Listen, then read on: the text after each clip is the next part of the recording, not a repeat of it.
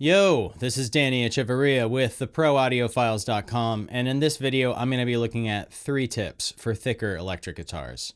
If you do a Google search for tips for thicker electric guitars, you're probably going to find some results that suggest that you double the guitar part, and sure enough, that's a tried and true method to get guitar parts sounding thicker, but maybe you're in a situation where that's not possible. Either it's a finished production that you're mixing and adding a double at that stage just isn't happening, or maybe there already is a double and both parts sound kind of thin. We're going to look at some stuff that you can do in the mix that's going to get those guitars sounding thicker. But before we jump into that, let's just take a listen to this track. This is a new song by LA-based band Hit Bargain. It's from a new record that we're working on. Check it out. It's been 3 days where I couldn't move.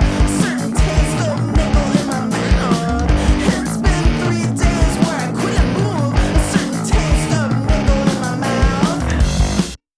Okay, let's check out this guitar and my first tip, which is to cut out high mid-range resonance.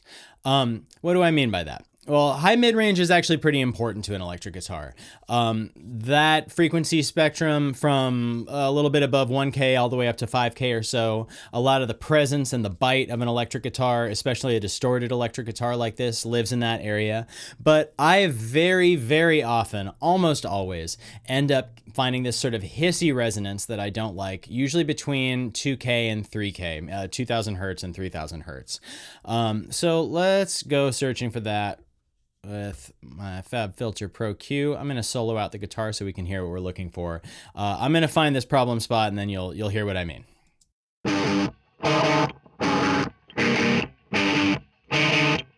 Okay, so there's the offender right there. It looks like it's about 2.5K. Sometimes it's a little higher than this. You're looking for a sort of hiss. And here, I'll solo it out so you can hear it.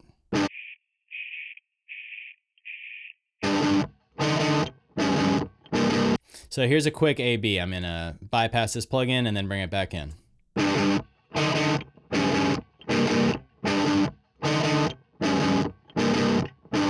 So that hiss really gets tamed by this EQ cut. And you want to use a narrow EQ cut like this because I don't want to obliterate this high mid-range, because remember, it's kind of important to the tone of the guitar. And usually actually I'll often balance out this sort of EQ cut with a boost just below it. That sort of gives back some of that presence and energy in a way that sits in the mix nicely. And then whatever else you're going to do with EQ from here is going to depend somewhat on the guitar and what's going on in the song. I'm not going to do too much more. And really, this upper mid-range narrow cut is kind of the secret ingredient here, because our ears are especially sensitive to this frequency range. So when you have a resonance there, it really grabs our attention, and you tend to focus on that more than the meat of the guitar part that's sitting below it. So I'm just going to finish up this EQ with I brought in a low pass filter, and I'm going to give it a resonant peak so it doesn't lose too much high end. Do the same with the high pass filter, give it a little resonant peak, and let's hear this back in context of the whole mix. Check it out. I'm gonna mute it and then bring the plugin back in. It's been 3 days where I couldn't move. Certain taste of nickel in my mouth. It's been 3 days where I couldn't move. Certain taste of nickel in my mouth. All right, one more time, quick A-B. Bypassed, and then I'll bring it in. It's been 3 days where I couldn't move. Certain taste of nickel in my mouth. So the meat of the guitar really shines through with this EQ curve. And the thing that I really notice about it is that when I have this plugin bypassed, I hear that hiss. I hear the hiss more than I hear the guitar. And with this EQ curve, I hear the guitar speaking a little better. So that brings me to the second tip for a thicker electric guitar, which is to use a fast but gentle compression. So why do I say fast and why do I say gentle?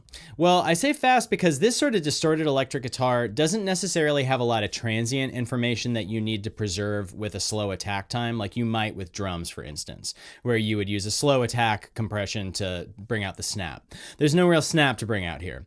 And why gentle? Because if I zoom in on these guitar chords, you can see they're just sort of chunks. There's not really a lot of dynamic range in a guitar part like this. That's just the nature of the beast with heavily distorted electric guitar. So I don't need the compressor to do dynamic control. I just want to kind of round out the sound and get it a little bit fuller. So for that, I'm going to use the CLA3A, which is an LA3A emulation made by Waves. There's lots of LA3A emulations out there, and it's a great plugin for rhythm guitars. It's got an attack time that just really seems to be dialed about right for how you want a rhythm guitar to sit in the mix. So I'm just going to dial in about 1 dB of compression, and then I'm going to gain compensate it, and we're going to see where we're at. It's been 3 days where I couldn't move. Certain taste of nibble in my mouth. It's been 3 days where I couldn't move. Certain taste of nibble in my mouth. Okay, quick A-B on that. I'm going to bypass it and then bring it back in.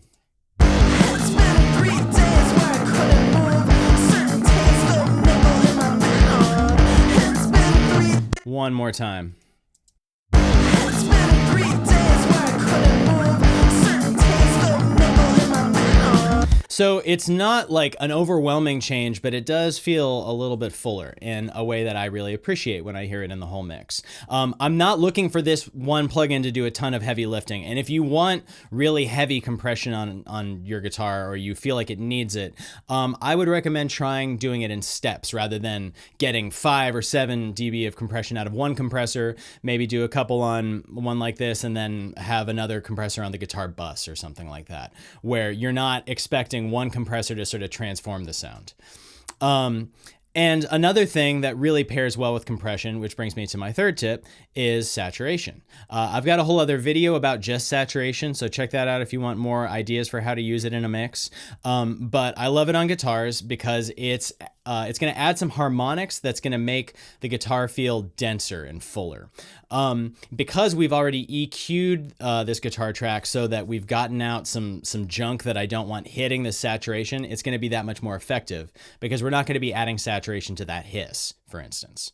For this, I'm going to use this Fuse Audio Labs TCS68, which is an emulation of an 8-track cassette recorder channel strip, which I think is so cool that that even exists. I love 8-track cassette, just the sound of that medium. It's a good, like, trashy kind of tape saturation. There's lots of classy tape saturation out there you can use, and other saturation. This is a pretty broad strokes kind of move. I'm just gonna crank the input trim until I see this overload light up, and then I'm probably gonna have to bring up the fader to gain compensate it a little bit. Let's hear what that sounds like. It's been 3 days where I couldn't move. Certain taste of nibble in my mouth. It's been 3 days where I couldn't move. Certain taste of nibble in my mouth. All right, let's do an A-B on that. I'm gonna bypass this plugin and then bring it back in. It's been 3 days where I couldn't move. Certain taste of nibble in my mouth. It's been 3 days where I couldn't move. Certain taste of nibble in my mouth. So it just sounds thicker and fuller and more robust to me. And that's those added harmonics. It means that we're adding sort of mid-range frequency information and upper mid-range frequency information that's going to help this guitar cut through and feel fuller. But we're doing it in a musical way rather than just boosting it with EQ. We're amplifying the frequency information that's hitting this tape saturation plugin. So let's do an A-B of this full chain now. I'm going to mute all 3 plugins and then bring them back in. Take a listen. It's been 3 days where I couldn't move. Certain taste of nibble in my mouth. It's been 3 days where I couldn't move. Certain taste of nibble in my mouth. So the EQ really clears that hissy resonance away, and then the compression and saturation give the guitar a much fuller sound. And this is all sort of subtle little steps that add up to a relatively big change that helps the guitar feel fatter and fuller in the mix without eating up a bunch of headroom that we need for other instruments. Okay, that's it. We had targeted EQ cut to deal with upper mid-range resonance. We had some gentle but fast compression and some tape saturation, though use the saturation of your choice. All of that adds up to a fatter, thicker sounding electric guitar. If you've got other methods that you like to use for thickening up electric guitars, let me know about them in the comments. There's all sorts of ways, but these are just 3 easy steps that you can take. Anyway, hopefully this helps. I'll be back with more content real soon. And by the way, if you would like to get your mix critiqued by none other than yours truly, head down to theproaudiofiles.com, check out the member section. I'm doing mix critiques there. So hopefully I'll hear from you there, and I'll be back with more content real soon. Once again, this is Danny Echevarria. Happy mixing. Peace.